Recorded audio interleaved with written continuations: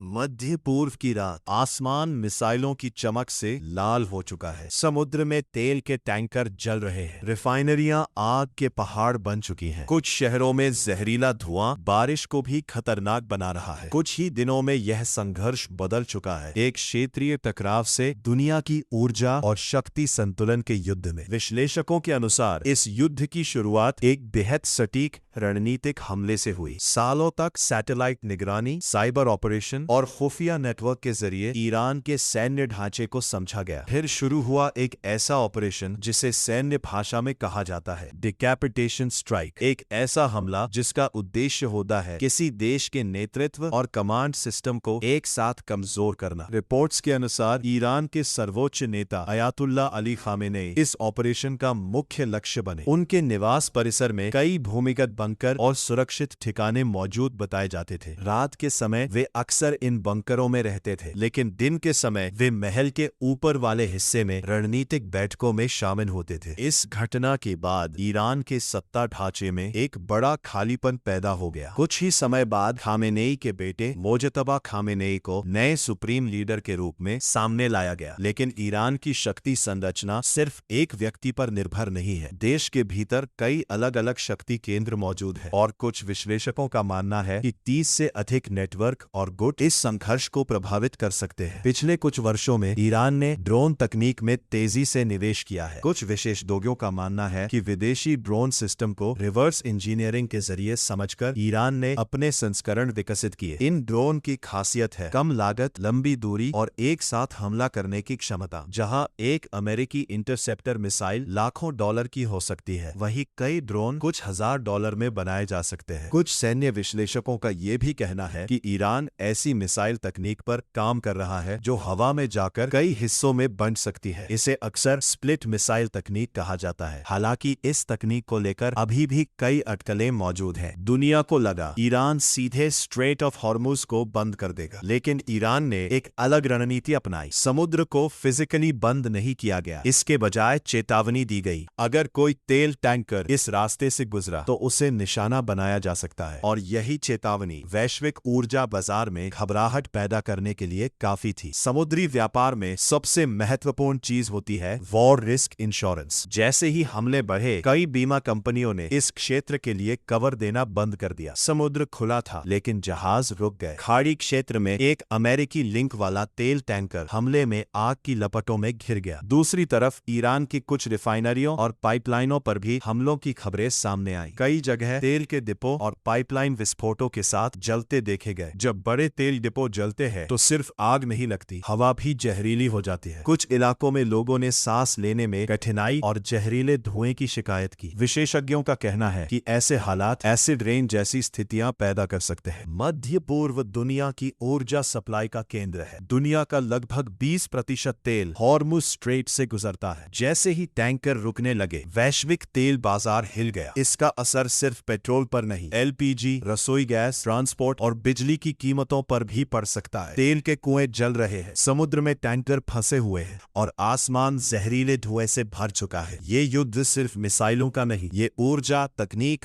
और वैश्विक अर्थव्यवस्था का युद्ध बन चुका है। और सबसे बड़ा सवाल अब भी बाकी है, क्या ये संघर्ष यही रुक जाएगा या इतिहास एक और बड़े वैश्विक संकट की शुरुआत लिख रहा है?